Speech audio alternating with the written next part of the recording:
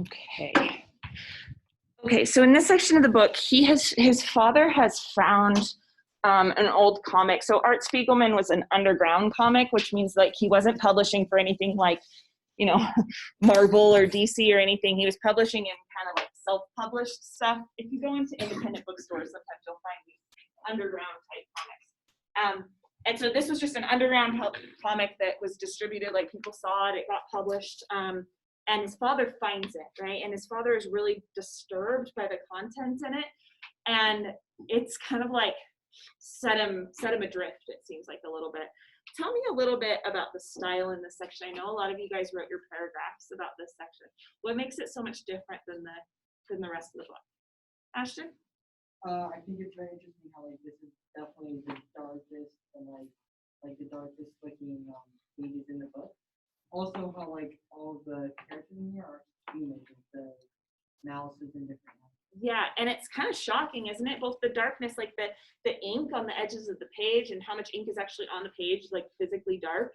But then also the fact that they've suddenly switched to humans, and especially for me, when you get that image of his mom as a human, that kind of, it almost like freaks me out a little bit to see them as humans instead of as mice there. Maggie, what were you noticing about the style? Yeah, I was gonna say like they changed it to humans. Even first I was like, what? Like they're humans? It's not. That's weird. Like for this book because you're so used to it, and then how like detailed it is and how dark it could be. But like you get every speck of detail of what happens. Yeah. Look on page 101 where there's in this middle there's 4 little panels of an eye crying, and then the middle of that it says she's dead, a suicide, and it's got this kind of like boogeyman looking guy in the middle. So it's human, but it's also not human at the same time. It's like some of the images are human and some of the images are really monstrous. So what does that tell us about the perspective in this little section? Like what's going on in Art's mind that would cause him to use this style? Yeah.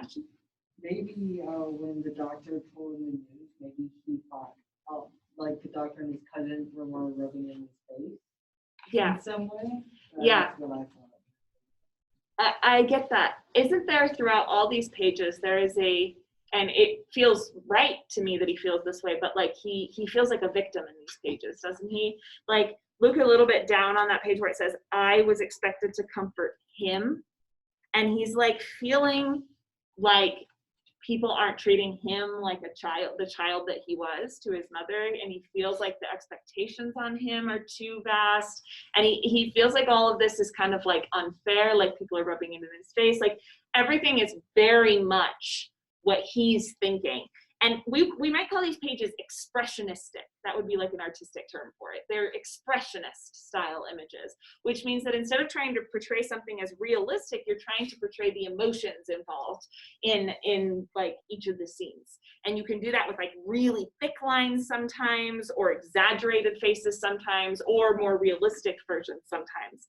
And when you look at the doctor versus him, you see how he's very, very realistic there, right? Yeah, Keegan? All of the drawings, they're all really, really abstract and like, I don't know, and like the whole format is really chaotic, so kind of like takes us into his mind a little bit and shows like his way of thinking, how it's really chaotic and abstract. Yeah. Because this like really traumatic thing happened. Yeah, and you totally get that with the way that he does words, especially on some of these panels, the way that words are just like intrusive into the image, that you get that idea of chaos inside his head. Ash? Uh-huh. It like shows how he was like in his own mind the whole time, and like made him feel like it was all his fault. Yes, and you see that like he's trapped. He's literally trapped in his own mind when he uses the prison as the metaphor of what his mind is like. Yeah, Maggie?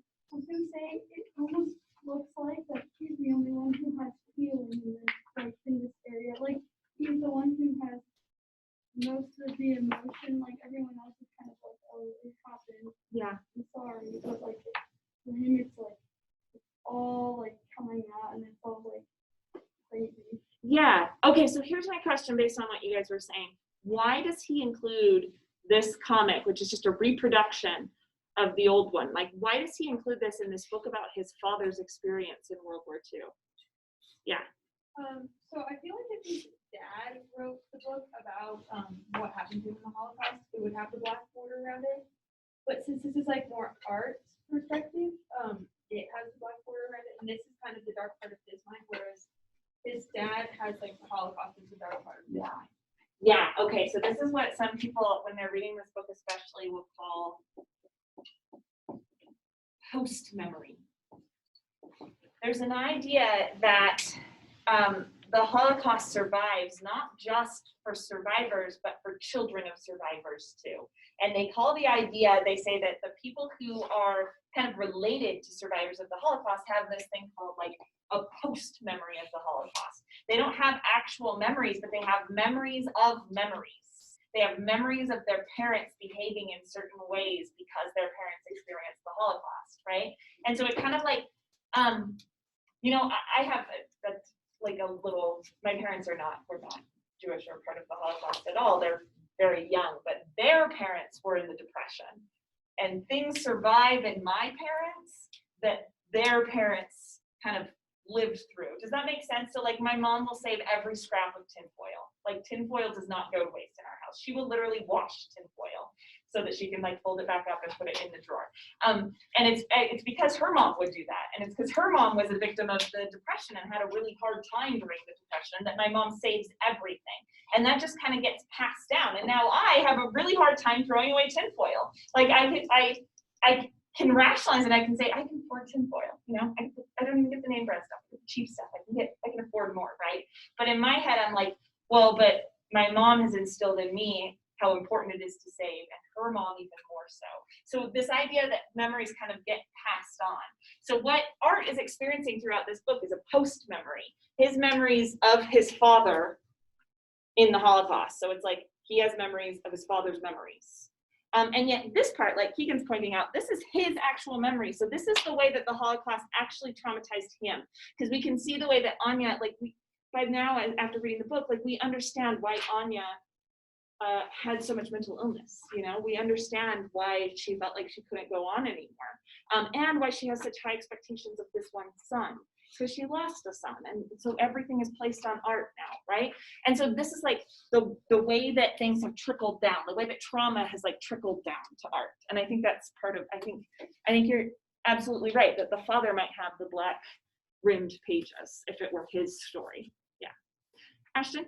I actually just noticed something. So I realized how like he's in a prisoner, or like some type of prisoner outfit throughout this whole book. Yeah. He said he's in the mental hospital, so at first I thought it was fun, but then even more like all throughout this comic, he's in that. So maybe it's like signifying how he's like a prisoner to his thoughts. Yeah. Something like that. Yeah, and you can also even take it further and say he's a prisoner to his parents' thoughts too, because he doesn't really have any control over what they do, and he didn't have control over his mother's suicide, and yet now he's having to deal with that thing, right? And this whole book talks a lot about that kind of control. Yeah, Zach. And it's like the first image in this comic, like a really like well shaded, just formal like photo of him. But as the thing goes on, it seems like devolve more and more into this madness. And that in the last page, right before he goes into prison, you get this like really simple like just lines and shapes drawn in his face as he's like going crazy.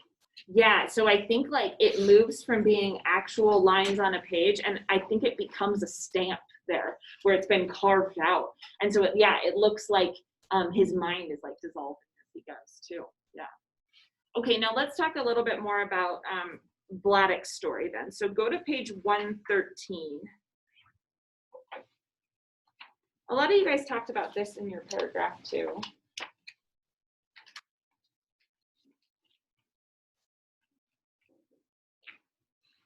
So you guys were seeing this page as one that stood out to you in terms of the visuals, and in terms of like an important moment. It says, one night we went to sneak for food, and they found a guy, and they dragged him up to the bunker, and they're like, what are you doing here? And he's like, oh, I need to get food. I stopped to rest for a moment. My baby is starving. We're hunting for scraps. And the way that you read this gets a little bit confused in that middle section. You're supposed to, if you go chronologically, you're supposed to go down the page. And the way the comic artist will show you that is the way that the words kind of move into the next image, right? Where it says, he's lying, he may be an informer, the safest thing would be to kill him. What have we to do? We took on him pity. And then you move over to this part where it says, in the morning we gave a little food to him and left him go to his family. Judenraus, it says the Gestapo came that afternoon. So for those of you guys who wrote about these images or you're thinking about them now, why do you think he chooses this layout on this page? Like, what's significant about that? I mean, it makes the reading experience a little more confusing. So why would he want it to be a little confusing? Peyton? Maybe because he was in a confusing situation himself and like didn't know what to do. Okay, good. So it's like another one of those impossible situations where you don't have enough information to make a good choice, right? And so the confusion in that moment, it makes sense that you don't know which way to go. Okay, Ash, what were you gonna say? Kind of the same thing. Okay. Tell me about the choice he's having to make here. What is actually going on in this scene? Okay. Well, I believe someone and found them and they're debating on like should they trust him or is he like a spy? Yeah. And so they're like, oh, we'll trust him. And then when they let him go the next day, the secret police guys come Yeah. and like, So they made the wrong choice, right? Ultimately, by helping this person who perhaps was starving, perhaps wasn't. I mean, really, it makes a whole lot of sense that this guy was starving and he saw an opportunity to get in good with the Germans by revealing these people who have been lost, or who have been who have been hiding. There we go. We don't know for sure. He could have been a spy from the beginning. He maybe doesn't have a starving child. But Vladek also doesn't know. And so the way that we read this, it looks like you could go to the right. It looks like you could go this way. And if you go this way, you see that they have been found out. Like you go this way and you're like, oh, the Germans, this guy betrayed them, right? But if you go down, it goes to, oh, we should pity him and we should give him food.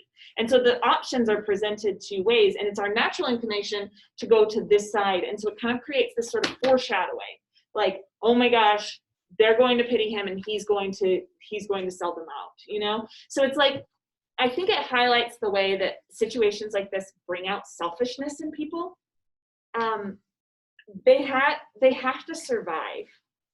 And what is the option if they don't? If they don't behave selfishly, if they don't like do whatever they can do to get food, including selling out their neighbors, what's the other option? And I think we see what the other option is when we find out what happens to Rishu, right? The other option is death. The other option is suicide. So it puts, again, it's this impossible situation where it is between doing something that most people would see as unethical, right? Refuse to give this guy food, maybe even tie this guy up and not let him leave. Maybe kill this guy so that he can't go and tell on you to the Germans, right? That's one option. And all of us would say, no, you should give the guy who has the starving kid food. I assume.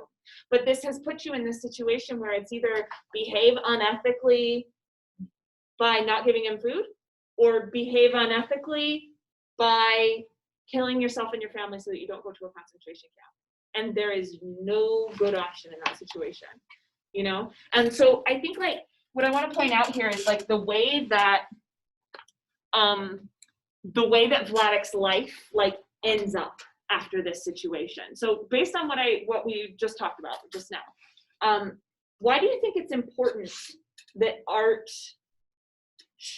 continues to show us stuff from his present? Why not just tell the whole story from Vladek's point of view? Like, why does art put himself in the story at all? Kel? maybe to like bring the reader back to reality, because this all seems kind of surreal to us. We're reading a comic, it's a story, and with those like human moments of like normalness, Yeah. then we get to kind of shock that. Okay, good. Okay, so I'm gonna put that up here. Shocked back into reality, which is like the contemporary, the now, this moment right now, right? And so you're in this story and you want to make sure that you know that this is someone's memory, not his own. Okay, why else might he include himself in this story, Zach? You might do the contrast and see how he's changed because Okay, good. So contrast in Vladimir. So we get this idea from the beginning that he is presenting himself in a different way than he kind of ended up. And so we want to see how he ended up that way. And I think we've seen that, right? We've seen the way that he saves things and that helps him in the end because he was a penny pincher and saved things. He's able to bribe people and get further along, right? All of these qualities that we might have seen as like negative in the present actually helped him survive the war. Peyton? I think onto the shot back into reality, it almost gives like the reader a break from all of the stars and Disney parts. And there's almost like comedy and Yeah. parts where it's in the future. Or like in the Yeah, good. So when we have this idea of like post memory, it means that art doesn't have as much at stake as Vladek did in the story, right? So art's not reliving these experiences the way that Vladek might be reliving the experiences. It's not traumatic for him in the same way. We saw that in the way that he presented his own trauma. It's so much different. Okay, are there any other reasons you think that art would include himself in this story? Ashton?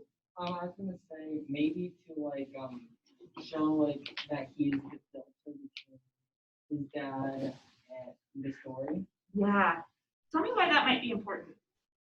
I'm not sure, maybe to show like that so the readers can know that okay, this is like his point of view. And so that is point. Good. Let's come back to that. Maggie? Yeah, I was gonna say like if a different perspective can make a difference because like you see one perspective, you're like, yeah, that happened, but then if you see a different perspective, it gives you a different kind of thinking of the story. Yeah. So Yeah. Okay, so in literature, we sometimes will say that a narrator is an unreliable narrator. We'll say, oh, this narrator is coming from their own perspective so much that we can't rely on them for the truth. And I would not go so far as to say that art in this story is an unreliable narrator, but he is a narrator.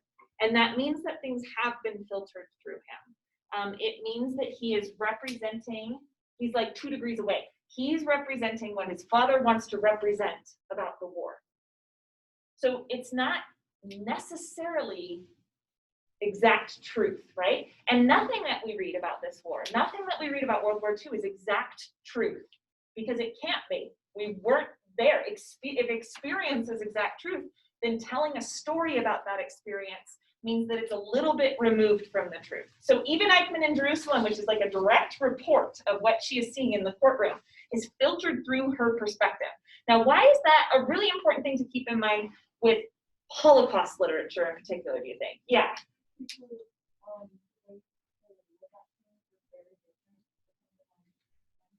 Yeah. And you know how he's like obsessing over getting his mom's diaries? Like he's like, I must have these diaries. I think that kind of speaks to this idea. His mom's going to have a different perspective on this. And if he has both his dad's perspective and his mom's perspective, then maybe he can start to get at the truth. But now we've learned his mom's diaries have been destroyed. We don't have her perspective anymore. That means that the truth is always going to just be one-sided for art. And that's so frustrating for him. Yeah, Ashton. I like to continue off of that. And like at the end of the book, when he figured out that his mom's diary hadn't been burned, he's acting really like he's like calling that like a miracle. Mm-hmm. When and I think also too in his mom's diary was like sort of like her like living like a living version of herself, because maybe like it's the last thing that she had that he can get stuff from her and like feel like she's close. So. Yeah, like we talked about how the handwriting on the page makes us feel like he is actually like marking himself in this story, and we see it from his perspective, and that's why he chooses to do handwriting. And now he's been denied seeing his mom's handwriting in that same way, and being able to like become closer to her and seeing her personality on the page. And what's really important here is that happened to millions of people. Like it's not just about him losing the diary, right? It's about everyone losing her perspective on the world. There are 6 million Jewish people, maybe a handful of them were able to record their experience, a handful of people who experienced the Holocaust were able to record it, and the rest of those are lost completely. They're no longer we're no longer able to see their perspective. And so people will talk a lot about the importance of representing trauma and the Holocaust in particular well. And a lot of people, I think this book gets a lot of praise because of the way that it interrupts.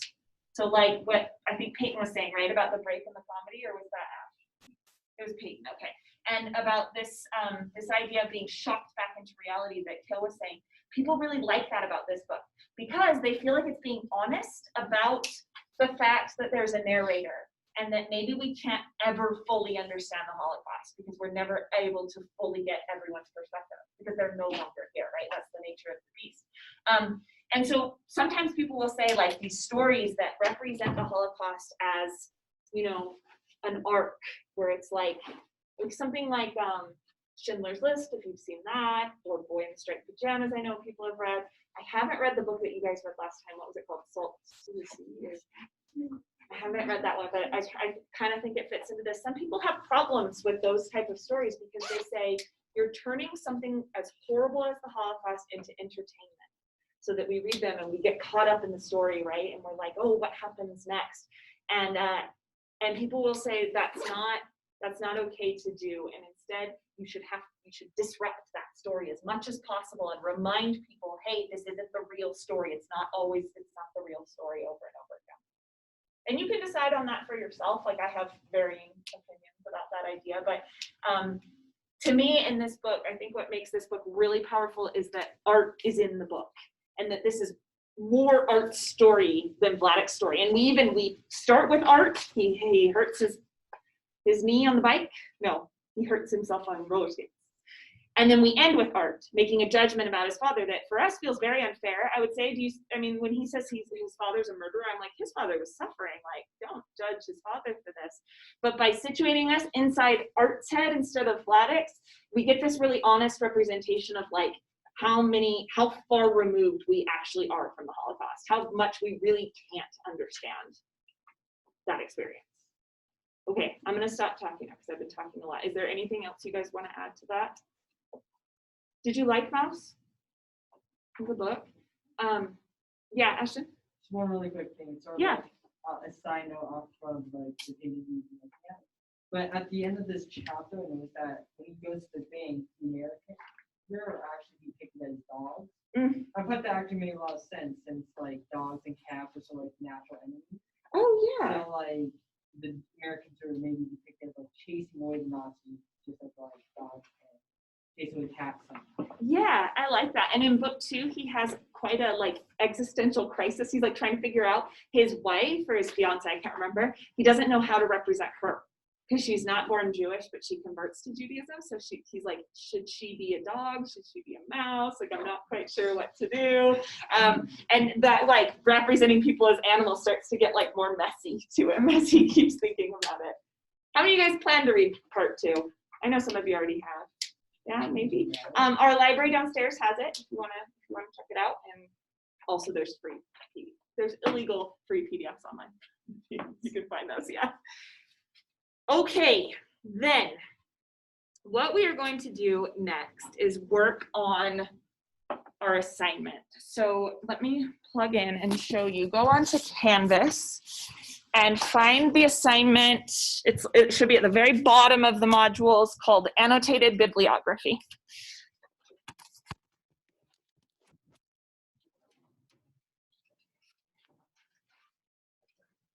I really like talking about comics with you guys. You guys had very cool things to say about the visuals.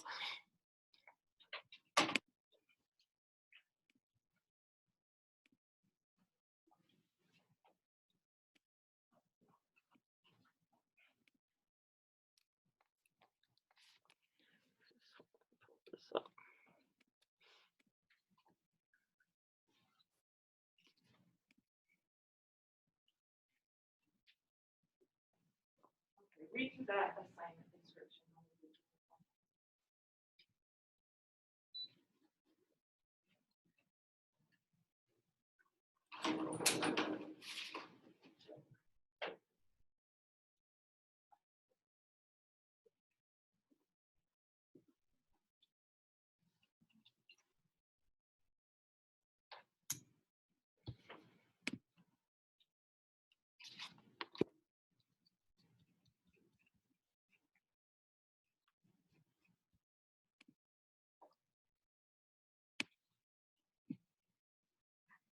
Okay, will you raise your hand? Have you done an annotated bibliography before?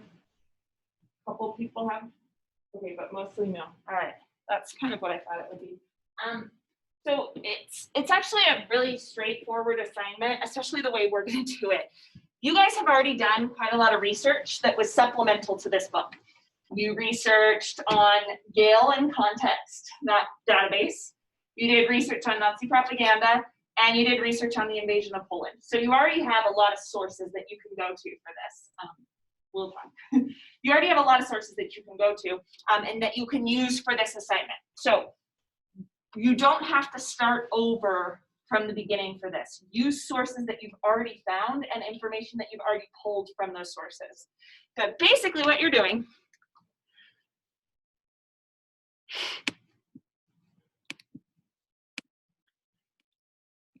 is you are going to write summaries of 6 sources that help you understand Maus a little bit better. So you can use some that you've already found. You might want to find some different ones. I'm going to give you another database today that I want you to use to find at least one new one. And basically you put the citation for the source at the top, and then you write a paragraph about what that source is about. And a summary should be neutral. It should summarize the source's argument, not your own, and it should be completely in your own words, so you don't quote from the source at all. So basically, you read through the source and you're like, this source is about this, and you just report on what that source is about, and you don't have to say anything about how you're going to use it or what you find interesting in it. It's all just very like objective. Okay, we have not done MLA format or works cited pages yet. So you don't need to worry about that for this assignment. I'm going to show you how to do it, and we'll just correct it as we learn how to do it. But let me show you what it looks like then. Did we have to worry about the point being taken off? No, you won't have to worry about that. Not until later. Okay, so here we have, and I will edit the assignment so that's clear. Here we have the citation. If you do know how to do these, then go for it. Do it. I would love that. But if you don't know how, then don't be too stressed about it. Then we have a paragraph. That's about how long it should be. It's completely in her own words. And it's just what is in the article. And notice how it's something about the beginning of the article, the middle, and the end. I'm looking for a full summary of the source. And you guys, I think I had more for this assignment. You guys need to do 6 of these.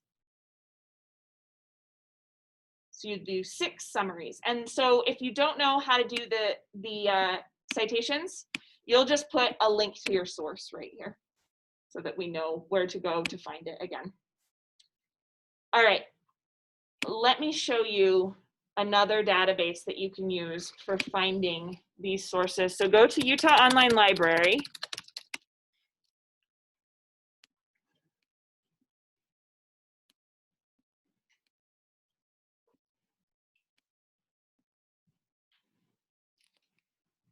And let me know now if anyone's isn't working, because some of these Chromebooks are annoying.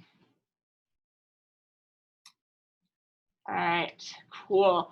Okay, you're gonna go to EBSCO High Schools.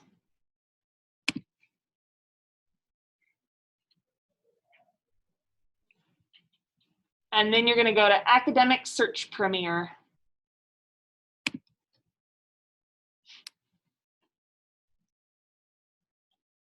All right, the difference between Academic Search Premier and Gale is that this one is connected completely to peer-reviewed journals. So these are journals that mostly you're going to see in college. They're where their professors publish their work. It's all very credible, and by peer-reviewed, it means that experts in the field have reviewed this and made sure that it's factual. So it's probably about as credible as you can get, but it's not as easily readable as you can get. So Gale, as a database, is kind of, it's formatted for you, high school students. But Academic Search Premier is for college students. So that's something to keep in mind as you're doing searches. Now let's say I want to just search what people have been talking about with Maus. So I'm just gonna go mouse and see what happens. All right, I get 330 sources, and some of them aren't in English, and some of them are about mouse, but some of them are not. So this isn't the greatest source. If this wasn't the greatest search, if I am going to find good sources about this, I don't want to have to comb through 330 different articles, right? So instead, I'm going to go to advanced search. Everyone go to advanced search with me. This allows you to put in as many different search terms as you want, and you search them together. So if I say mouse and Art Spiegelman,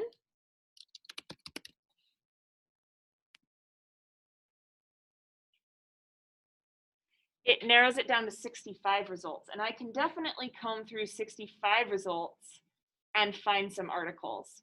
You can also, over here on the side, limit what kind of things you want to see. So let's say I only want to see magazine articles. I can click on that.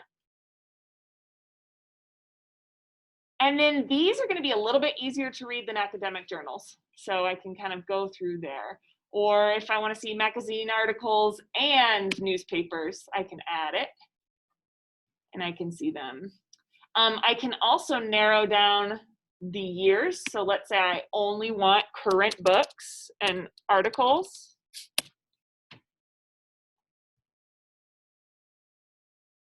And then I can get the current stuff. So there's all sorts of ways to narrow down your searches. Let's just look at this one. All right, it's called Picture This Inside the Graphic Novel. Looks pretty interesting. Looks like a length that I could actually read and I could actually write a summary about for sure. So I'm going to say, all right, give me the PDF of this one.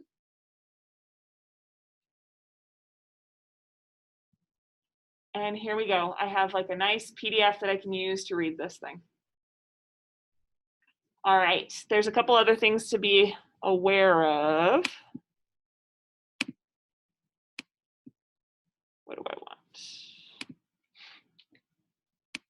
Screen is just a little bit too big. Okay, the other thing to be aware of is all these buttons over here.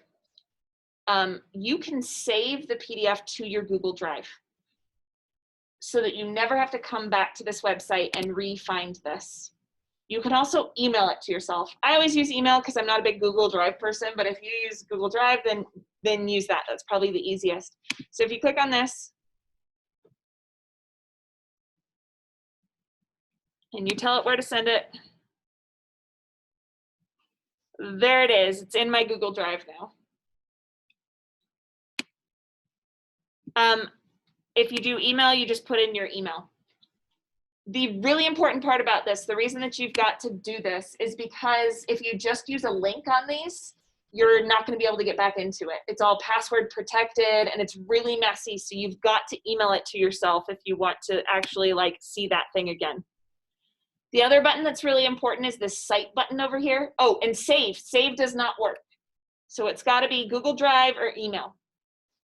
This Cite button over here is really useful.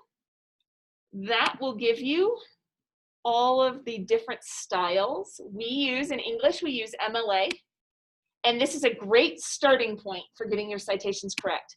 They're not completely correct. In citations, you would not capitalize everything. So just be aware they're not completely correct, but you can find the citation. It makes it so much easier. You can just paste that and then make the corrections that you need to. Okay, all right, so I want everybody to use this database now to find a different article about mouse, one that you would actually be interested in reading and not the one that I just showed you. I'm trying to like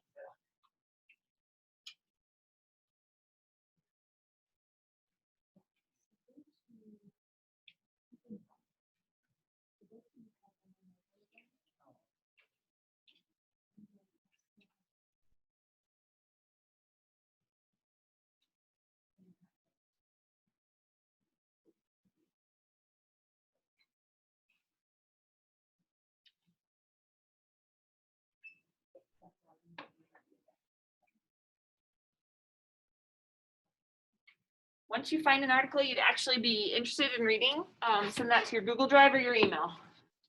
Does that article have to be on mouse? Or Yeah, on mouse. Mhm.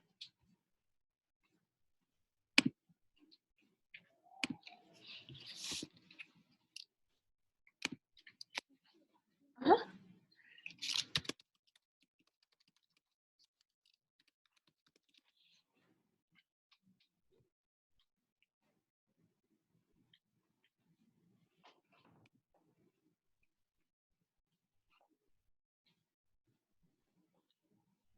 One important thing you can look at is the abstract. That will tell you if it's something that you actually can read. Like, it will kind of show you the language that it uses in the article if it's too difficult.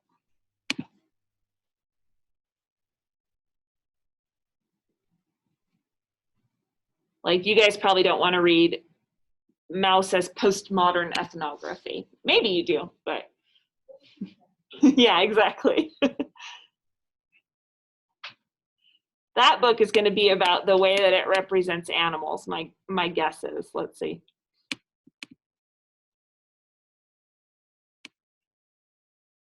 Oh, I was wrong.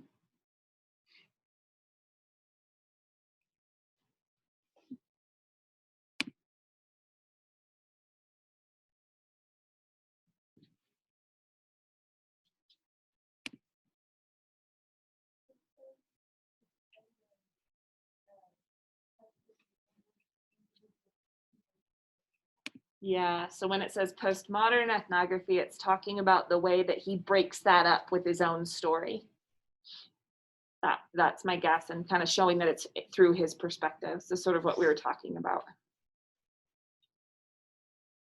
This one could be good. Forced confessions.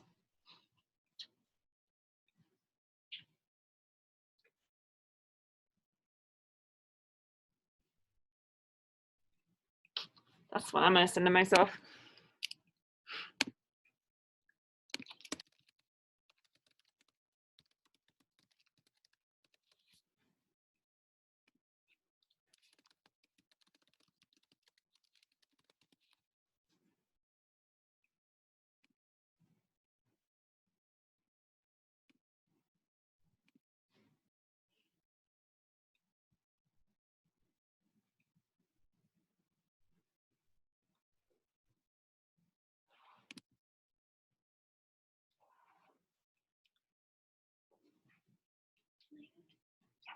And there it is. I emailed it to myself and it sent me the PDF, and now I don't have to worry about ever finding that again. I have all the information I need right there.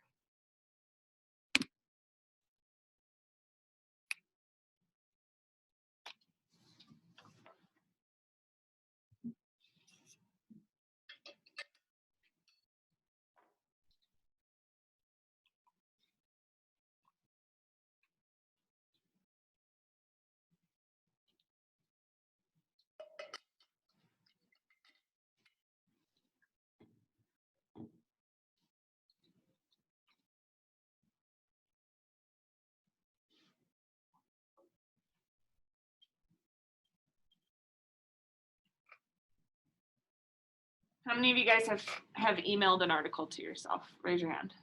I just can't tell. Okay. I'm gonna give you like 2 more minutes for this. I'm gonna show you the next database.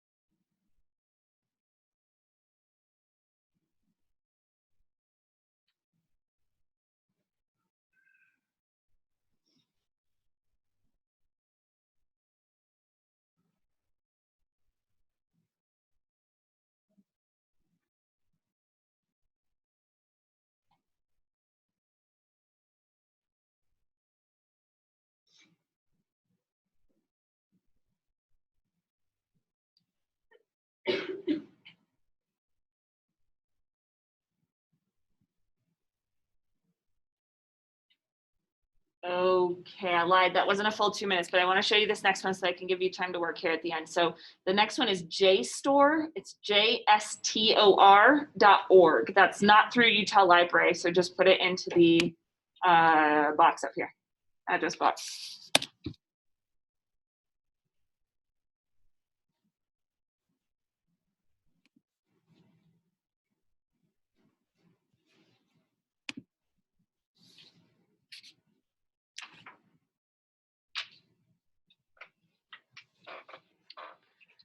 Okay, and for this one, you've got to log in. Our school pays a lot of money to have access to this. Every year, Crystal, our librarian, asks me, do you really want this? Do you really need it? And yes, I do. This is my favorite of all the databases. So log in. Our login is over here. The username is Harriman HS, Harriman High School. And the password is library. I will make sure to put that on the actual annotated bibliography assignment.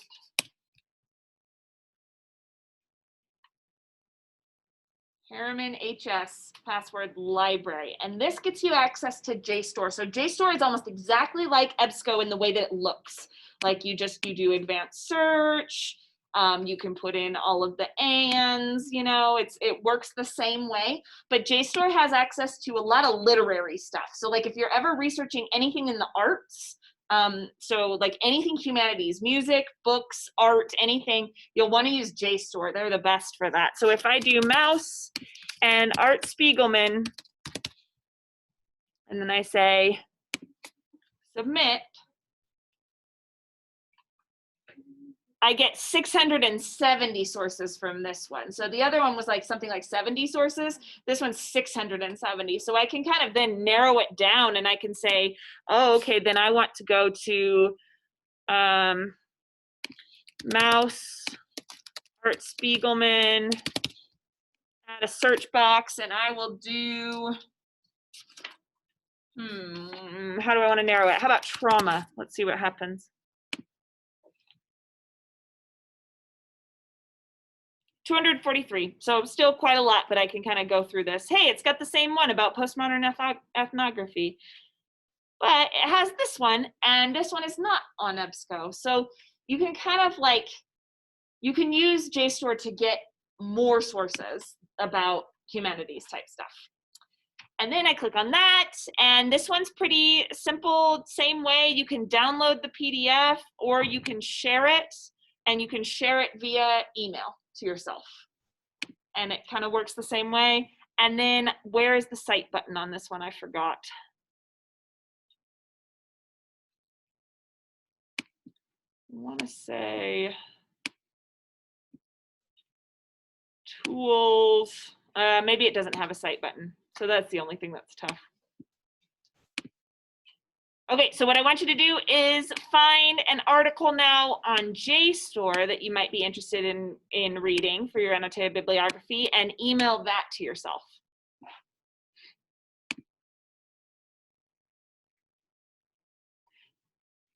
And Peyton, will you show Keegan how to get on JSTOR?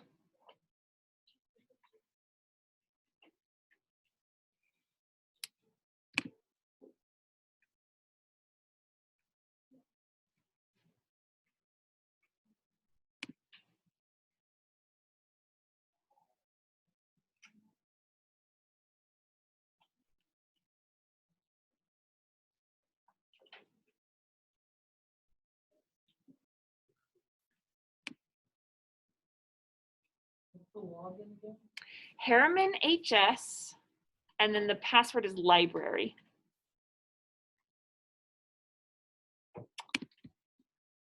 Oh, that's my girl Hillary, shoot.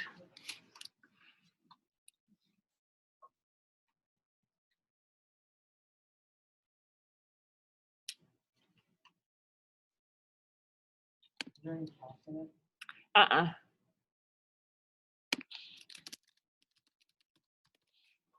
Are you unable to get in? You can't save it to your drive with JSTOR. You can send it to your email though. So you click share at the top and send it to email.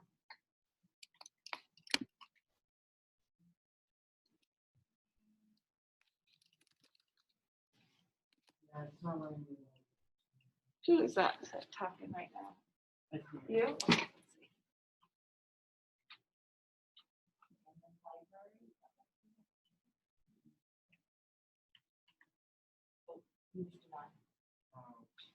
Library. Art. Just making sure.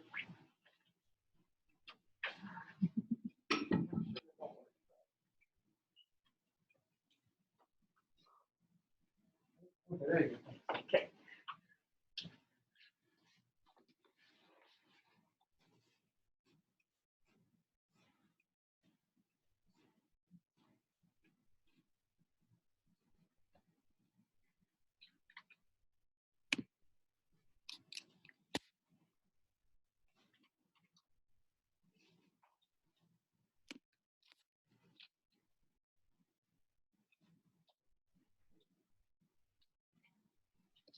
This is the one I want.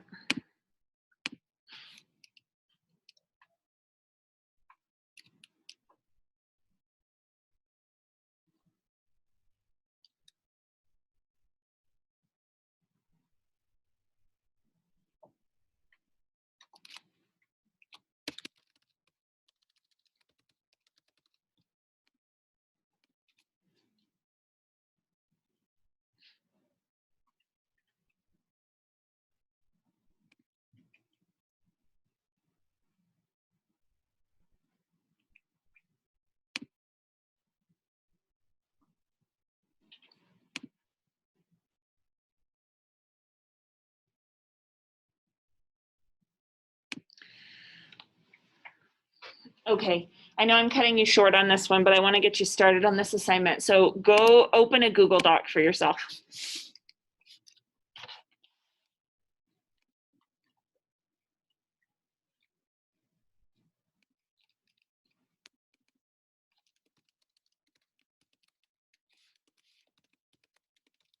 It's going so slow.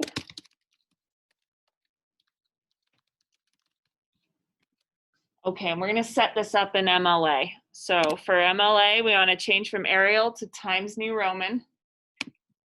Oh, wait, sorry, I'm going too fast. So you're opening up a Google Doc. You're changing the font to Times New Roman. And mine always starts at 11. You want it to be at 12.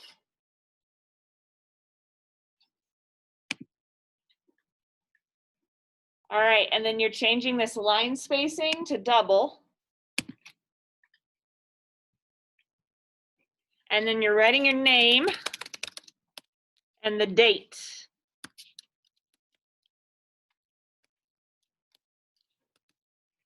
Ooh, 21. And you don't really need anything else. That does the trick. There's no page length for this, so it's not like you need to stretch anything out. So then go to center align and write mouse. Ooh, mouse is in italics. Annotated bibliography. So the title is in italics of mouse, and then I'm going to do a colon, and then I'll do annotated bibliography, just like that. Everyone's bibliography will look the same.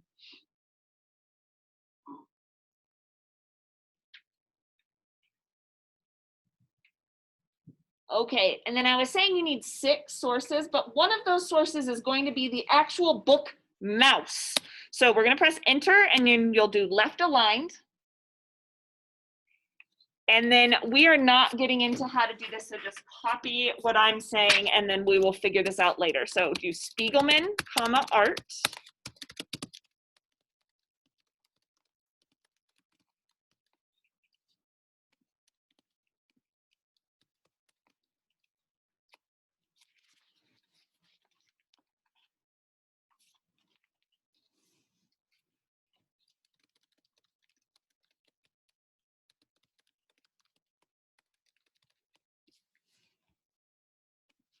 Forgot where to do the date. 1 second.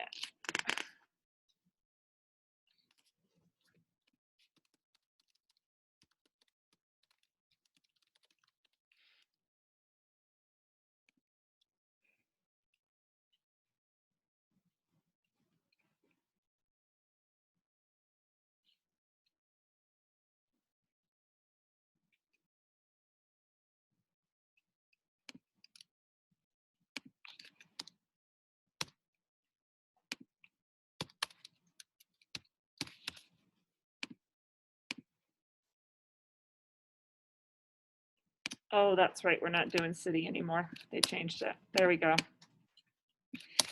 Okay, it's actually very, very simple how to do it. Sorry, I struggled there a little bit. So you do Spiegelman art, that's the author. You do Mouse: A Survivor's Tale in italics. That's the title of the book. The publisher is Pantheon Books, comma, 1986. And like I said, once you've finished with all the summaries, you'll come back and we will practice how to do these citations, so you'll get them spot on. But for now, let's just do it like this. Okay, press enter again. And here's where it's up to you. So you are now going to write, we have plenty of time to do it. You're gonna write a little summary of Mouse. You're not going to use any quotations from it. You're just gonna tell me what happens in the beginning, in the middle, and the end. And you don't have to put any feeling into it. In fact, you shouldn't. You're just like, Mouse is the story of blah, blah, blah, blah, blah, blah, blah. Okay, I'm gonna do it with you, but don't copy me.